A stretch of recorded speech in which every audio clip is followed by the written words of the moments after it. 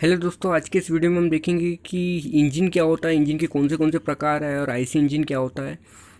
Actually IC engine के दो main प्रकार है, एक इंटरनल कंबशन या एक्सटर्नल कंबशन। हम उसके बारे में थोड़ी जानकारी लेंगे कि इंटरनल कंबशन क्या होता है, एक्सटर्नल कंबशन क्या होता है। दोनों की एग्जांपल्स के ऊपर डिस्कशन करेंगे और उसके applications, advantages, disadvantages, internal combustion क्यों यूज़ करते हैं, एक्सटर्नल कंबशन क्यों यूज़ करते हैं, इन सभी बातों की तरफ हम आज इस वीडियो में ध्यान देने वाले हैं।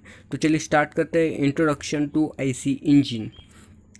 तो सबसे पहले जान लेते कि इंजन एक्चुअली होता क्या है। इंजन एक डिवाइस है, that is a device which convert one form of energy into mechanical energy. Simple एक डेफिनेशन आपके सामने। इंजन क्या है? इंजन एक कोई भी एक डिवाइस या मशीन मान लीजिए जो कोई भी फॉर्म ऑफ एनर्जी को मैकेनिकल एनर्जी में कन्वर्ट करती है, उसको हम इंजन कह सकते हैं। अब बहुत से तरीके के ऐसे एनर्जीज होती है जो हम मैकेनिकल एनर्जी में कन्वर्ट कर सकते हैं। सबसे पहले केमिकल एनर्जी हो सकती है, उसके बाद में हीट एनर्जी हो सकती है, उसके बाद में वाइंड एनर्जी हो सकती है, उसके बाद हाइड्रोलिक एनर्जी हो सकती है। बहुत से ऐसे तरीके हैं जिसके थ्रू हम मैकेनिकल एनर्जी अचीव कर सकते हैं। तो हमारा मोटो क्या है? मैकेनिकल एनर्जी अचीव करना कौन से भी फॉर्म ऑफ एनर्जी से, और उसके लिए हमें एक डिवाइस चाहिए। उस डिवाइस को हम क्या कहते हैं? इंजन कहते हैं। सिंपल तरीका याद रखना है। चलिए देखते हैं कि इंजन के मेन प्रकार। हालांकि बहुत से टाइप्स है, हम यहाँ पर वही टाइप को फोकस करेंगे जो हमारे आईसी इंजन से रिलेटेड है। सबसे पहले देखते हैं हीट इंजन। हीट इंजन क्या होता है? Heat engine that converts chemical energy of a fuel into thermal energy which is utilise into useful work. जो इंजन केमिकल एनर्जी को यूटिलाइज करके एक यूज़फुल वर्क प्रोवाइड करता है, जो कि मैकेनिकल एनर्जी में कन्वर्ट होता है, उसे हीट इंजन कहते हैं। बेसिक लाइन क्या है? Chemical energy converted into mechanical energy, that device is called as heat engine. Heat engine के एग्जांपल्स हम आगे भी देखेंगे। आप सिर्फ इतना देख लीजिए कि chemical energy converted into mechanical energy, that is called as heat engine. उसके बाद देखते हैं electric motors that convert electric energy into mechanical energy.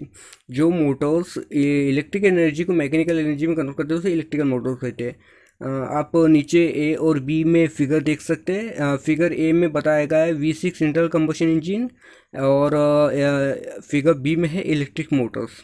तो चलिए इंट्रोडक्शन में सबसे पहले देख लीजिए। अभी हमने देखा कि इंजन क्या होता है। यहाँ पर फिर से मैंने इंजन की डेफिनेशन लिखा हो, the device which convert one form of energy into mechanical energy, that is called eight heat engine. Electric Motors, कोई भी एक फॉर्म को अगर हम मैकेनिकल एनर्जी में कन्वर्ट करते हैं तो उसे इंजन कहते हैं। सबसे पहले पॉइंट पढ़ लेते हैं, उसके बाद में एक्सप्लेन करेंगे। Point number 1, in heat engine chemical energy of a fuel is first converted into heat bye combustion. Heat is then converted into mechanical energy with the help of working fluid.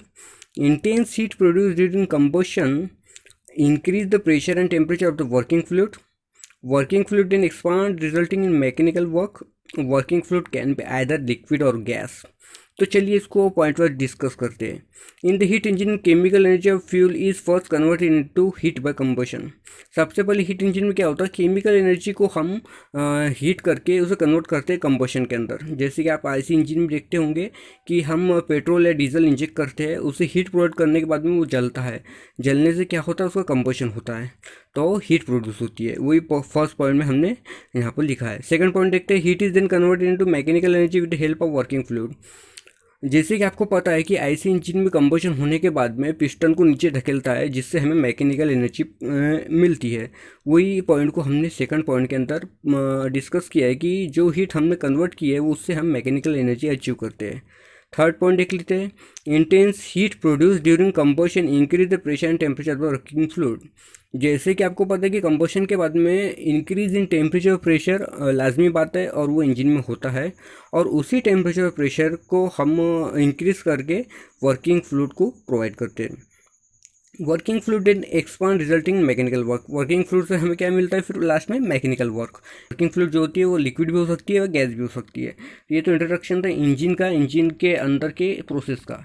चलिए इसके बाद देखते हैं कि classification actually classified किस चीज़ में किया गया है आईसी इंजन को। तो simple basic classification, internal combustion engine या एक्सटर्नल कंबशन इंजन हम ऐसे कह सकते हैं। इसे इंटरनल फायर्ड या एक्सटर्नल फायर्ड भी कहते हैं, इसमें कंफ्यूज होने वाली कोई बात नहीं है। बेसिक डेफिनेशन बताता हूँ कि इंटरनल फायर्ड और एक्सटर्नल फायर्ड क्या होता है। सबसे एक लॉजिकल एक डेफिनेशन है कि इंटरनल फायर यानी क्या होता है, जिसका कंबशन इंजन के अंदर होता है उसे इंटरनल फायर कहते हैं, और जिसका कंबशन इंजन के आउटसाइड होता है उसे एक्सटर्नल फायर कहते हैं। ये लॉजिकल डेफिनेशंस है जिसको हमें याद रखना है।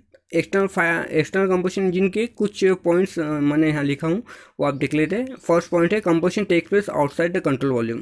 जैसे कि मैंने बताया कि एक्सटर्नल कंबशन इंजन में क्या होता है, कंबशन कहाँ होता है, outside the control volume. Control volume मतलब जहाँ पर हमारी एक्चुअल प्रोसेस होने वाली है उसके बाहर।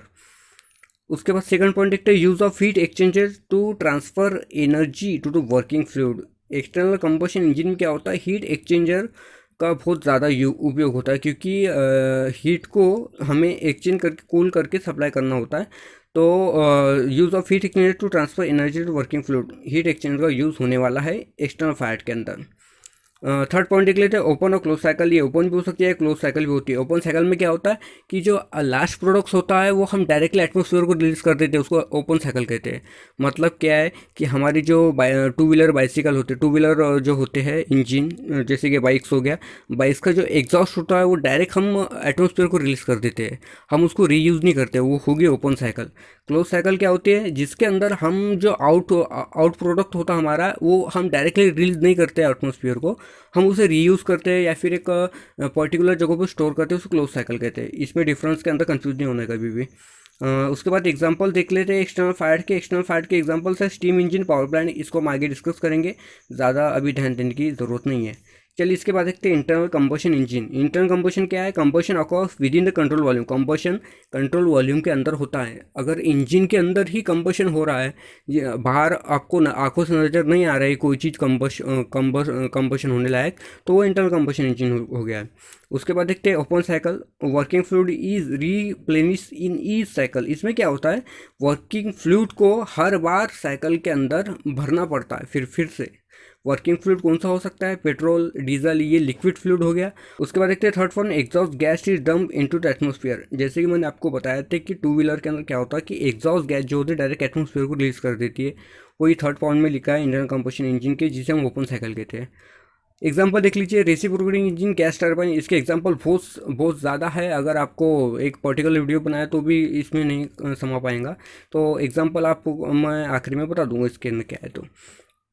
तो चलिए देखते हैं सबसे पहले क्लासिफिकेशन या फिर समझते हैं एक्सटर्नल कंबशन इंजन क्या होता है। आप सबसे पहले तो इस डायग्राम में देख सकते हैं, ये जो है यहाँ पर हमारा एक्चुअल वर्किंग होगा। ये एक बॉयलर का चेम्बर है। ये जो है ये जहाँ पर आपकी एनर्जी प्रोवाइड हो रही है, ये आपका घर है जहाँ पर आपकी एनर्जी प्रोवाइड होगी। ये टरबाइन है जहाँ पर हमारा कन्वर्जन हो रहा है केमिकल टू मैकेनिकल या इलेक्ट्रिकल मैकेनिकल, जो भी आपको कहना है। और ये जो है ये यहाँ पर है कंडेंसर, जहाँ पर हमारा हीट एक्सचेंजर, यहाँ पर हीट एक्सचेंज होने वाला है। सबसे पहले देखते हैं कि एक्सटर्नल कंबशन, जैसे कि हमने अभी देखा है कि कंबशन आउटसाइड होता है, तो कंबशन कहाँ हो रहा है, ये यहाँ पर। This is the point where the combustion is carried out. यहाँ पर कंबशन हो रहा है, यहाँ पर कन्वर्ट हो रहा है। ये एक्चुअली बॉयलर है, इसको आगे आपको समझना है। आप अभी इतना समझ लीजिए कि कंबशन यहाँ हो रहा है, कन्वर्जन यहाँ पर हो रहा है और प्रोवाइड यहाँ पर हो रहा है। मतलब क्या है कि तीनों अलग अलग जगहों पे हो रहा है, जिसको हम क्या कहते हैं, एक्सटर्नल कंबशन इंजन कहते हैं। यहाँ पर कंबशन, इस जगह पे कंबशन होने के बाद में, यहाँ पर कन्वर्जन होने के बाद में ये सप्लाई हो रहा है आपके घरों के अंदर एनर्जी, जिसको हम कहते हैं एक्सटर्नल कंबशन पूरी प्रोसेस को। वहीं इंटरनल फायर में देख लीजिए, कंबशन का होता है इंजन के विद इन कंबशन होने वाला है, इंजन के अंदर ही कंबशन होगा, इंजन के अंदर ही जो कुछ भी दूसरी प्रोसेस होंगी, इसके अंदर बाहर के कोई भी फ्लूइड का लेना देना कुछ भी नहीं होगा, जिसको हम क्या कहते हैं, इंटरनल कंबशन इंजन। चलिए एडवांटेजेस और डिसएडवांटेजेस देख लेते हैं इंटरनल कंबशन इंजन और एक्सटर्नल कंबशन इंजन के। सबसे पहली बात कि ग्रेटर मैकेनिकल सिंप्लिसिटी प्रोवाइड करता है आपको, क्योंकि एक्सटर्नल कंबशन इंजन में क्या होता है कि एक जगह पे कंबशन होता है, दूसरी जगह पे कन्वर्जन होता है, थर्ड जगह पे आपको सप्लाई करना पड़ता है। इसमें क्या होता है कि तीनों एक ही जगह पे होने वाले हैं, तो आपको एक मैकेनिकल सिंप्लिसिटी मिलती है, आपको इसके स्पेस भी बचती है और कॉस्ट भी बचती है। इसके बाद सेकंड पॉइंट देख लीजिए, lower ratio of weight and bulk to output due to absence of apparatus. Lower ratio of weight मतलब क्या है कि ज़्यादा कंपोनेंट इसमें यूज़ नहीं होते हैं, वो वजह से इसका वेट का जो रेशियो है वो कम है।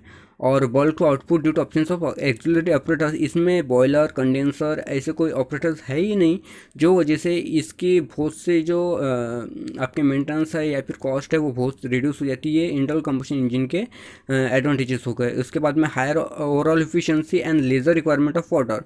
इसकी इफिशिएंसी एक्सटर्नल कंबशन इंजन से ज़्यादा है इंटरनल कंबशन इंजन की, और वाटर रिक्वायरमेंट बहुत कम है। क्योंकि क्या होता है कि एक्सटर्नल कंबशन इंजन के अंदर जो कंडेंसर होता है उसको बहुत ज़्यादा पानी लगता है, और पानी प्यूरिफाइड होना चाहिए, नहीं तो जो ऊपर की शेल्स होती है उसके ऊपर स्लग जमा हो जाता है, जो वजह से कंडेंसर अपना काम बराबर नहीं करता है। तो वाटर चाहिए एक्सटर्नल कंबशन इंजन को, और प्योर वाटर चाहिए। इंटरनल कंबशन इंजन के अंदर प्योर की रिक्वायरमेंट थोड़ी कम होती है, ये उसका एक एडवांटेज हो गया। चलिए अब एडवांटेजेस देख लेते हैं एक्सटर्नल कंबशन इंजन के। सेकंड पैराग्राफ पढ़ रहा हूँ। The advantages of external combustion plants are use of cheaper fuel including solid fuels and higher starting torque. तो एडवांटेजेस क्या है एक्सटर्नल कंबशन इंजन के, कि चीपर फ्यूल भी आप इजीली यूज़ कर सकते हैं, मतलब इसको हाई क्वालिटी ऑफ फ्यूल नहीं लगता है। इंटरनल कंबशन इंजन में क्या होता है कि आपको एक high quality of fuel provide करना पड़ता है, जैसे कि पेट्रोल, जिसके डीजल, उसके अंदर मिक्सिंग या लो क्वालिटी का फ्यूल नहीं चल सकता है। पर एक्सटर्नल कंबशन इंजन में क्या होता है कि लो क्वालिटी ऑफ कोल भी आप क्या कर सकते हैं, बर्न कर सकते हैं ईजिली। तो ये कुछ पॉइंट्स थे इंटरनल कंबशन इंजन के एडवांटेजेस और एक्सटर्नल कंबशन इंजन के एडवांटेजेस के बारे में। इसके बाद हम एक चार्ट देखते हैं, जो कि चार्ट बहुत इंपॉर्टेंट चार्ट है, जिसमें हमने डिस्क्राइब किया है कि internal combustion engine, external combustion engine की क्लासिफिकेशन, उसके इंजन के टाइप्स कौन से मोशन पे वो रन करता है, उसके मैक्सिमम साइज़ क्या है, या फिर प्रिंसिपल ऑफ यूज़ क्या है। ये एक्चुअली मैं डिस्कस नहीं करता हूँ, आपने वीडियो पॉज करके इसको एक बार पढ़ लेना। मैं सिर्फ इतना बताता हूँ कि इंटरनल कंबशन इंजन के यहाँ पर कुछ टाइप्स लिखे, जैसे गैसोलीन, पेट्रोल इंजन, ऐसा इंजन करते हैं, स्पार्क इग्निशन। उसके बाद gas engine, spark ignition, diesel engine, combustion engine, compression ignition. उसके बाद vehicle engine, open cycle gas turbine, jet engine, rocket.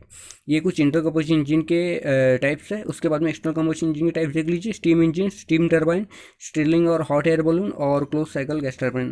तो यूजेस के लिए आप प्रिंसिपल यूज़ भी देख सकते हैं, ऐसा नहीं कि मैंने यूज बताया नहीं है। इंटरनल कंबशन का यूज़ कहाँ होता है, रोड व्हीकल्स।